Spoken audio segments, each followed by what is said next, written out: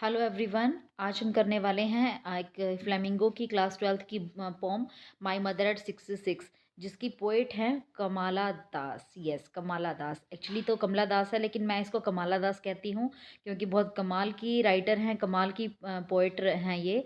इनका जो है वो बॉर्न हुआ था मालाबार केरला में, और ये इंडिया की फॉरमेस्ट पोइट्स में से रिकॉग्नाइज की जाती हैं। इनके जो वर्क्स हैं, इनके ओरिजिनलिटी के लिए, वर्सटैलिटी के लिए बहुत ही फेमस हैं। और क्योंकि इन्होंने बहुत अलग अलग टॉपिक्स पे मतलब ओरिजिनलिटी नज़र आती है, मतलब वहाँ की छाप नज़र आती है। कमला दास ने जो है वो पब्लिश किए हैं बहुत सारे नॉवल, शॉर्ट स्टोरीज इंग्लिश में, मलयालम में, और जो माधवा कुट्टी नेम से जो है इन्होंने लिखे हैं। तो इनके कुछ जो वर्क हैं वो इंग्लिश के नॉवल अल्फ़ाबेट ऑफ लस्ट 1977 में जो लिखा गया था उसमें इंक्लूड किए गए हैं, और कुछ पद्मावती द हार्लोट में, और कुछ अदर स्टोरीज़ जो हैं वो एक नॉवल शॉर्ट स्टोरी का कलेक्शन है जो इन्होंने लिखा है। इसके अलावा इन्होंने 5 बुक्स ऑफ पोइट्री लिखी हैं। बहुत सेंसिटिव राइटर है ये, जो है ह्यूमन रिलेशनशिप के बहुत ही कॉम्प्लेक्स रिलेशनशिप को इसमें मेंशन करती हैं। और इन्होंने बहुत सारी चीज़ें ऐसी लिखी हैं जिसमें इन्होंने इंडियन जो है ह्यूमन रिलेशनशिप के बारे में लिखा है। और पढ़ते हैं हम इसकी बहुत ब्यूटीफुल सी पोम, जो कि हम सभी गर्ल्स फीमेल्स जो हैं वो इसको कनेक्ट करेंगी, बच्चे सभी कनेक्ट करेंगे इसको। बहुत ही स्मार्ट सी जो है वो एक पोएम है। हम सभी बच्चे जो कि अपने जब हमारे पेरेंट्स बुज़ुर्ग हो जाते हैं तो हम एक पेन सा फील करते हैं कि अब मम्मी बूढ़ी हो गई है। एक अलग होने का दर्द कि जब हम स्पेशली मैरिड जो गर्ल्स होती हैं वो ये सोचती हैं कि पता नहीं हम अपनी मम्मी को नेक्स्ट जब अपने इन लॉज के घर से मिलने आएंगे तो पता नहीं देख पाएंगे कि नहीं देख पाएंगे।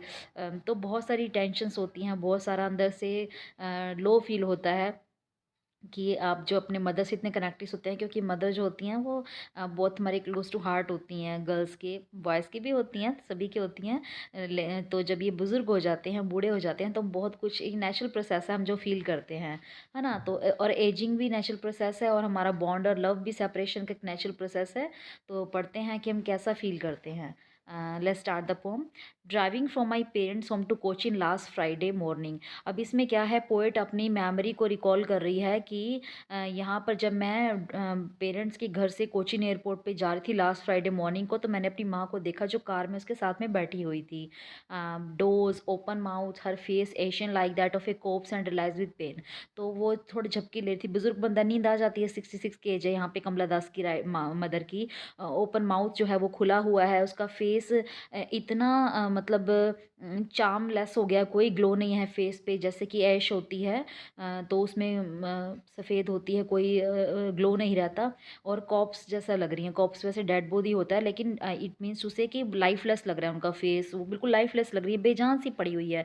इतनी एज है तो वो ना मतलब बिल्कुल चुपचाप सी बैठी हुई हैं कार में।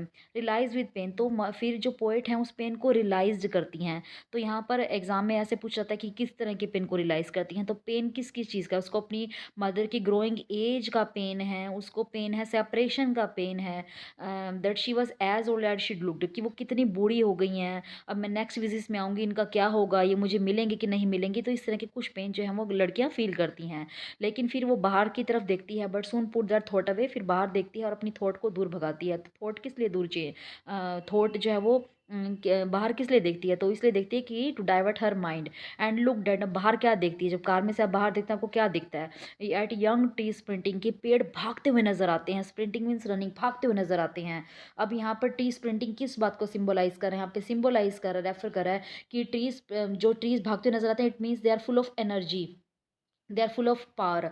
And the merry children feeling out of their home, जो बच्चे हैं वो अपने घरों से बाहर भाग रहे हैं, खुशी खुशी बच्चे हैं, बच्चे खेल रहे हैं। आपने देखा होगा ना जब ट्रेन से, बस से कहीं भी ट्रैवलिंग करते हैं तो आपको नजर आते हैं। अब इसका मतलब क्या है, मैरी चिल्ड्रन फीलिंग अपने का मीनिंग क्या है, किस चीज़ को सिंबलाइज कर रहा है, किस चीज़ को रेफर कर रहा है।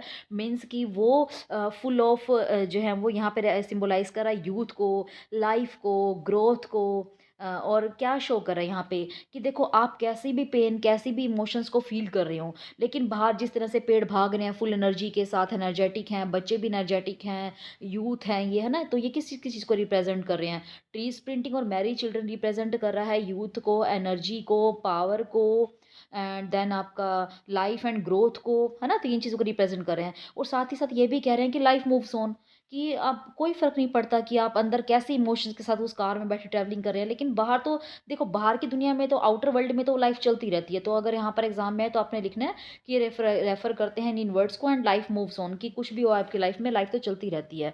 लेकिन फिर उसके बाद जब ये एयरपोर्ट पे पहुँच जाती है तो सिक्योरिटी चेकिंग के बाद ये कुछ दूरी पर जब खड़ी हुई है, standing a few yards away, I looked again at her. फिर मैंने अपनी माँ की तरफ फिर से देखा, क्योंकि अभी जाने का टाइम हो गया है। तो फिर से क्या देखती है, वही wan and pale face drinker, बहुत वीक सा पड़ा हुआ, कमज़ोर पीला पड़ा हुआ।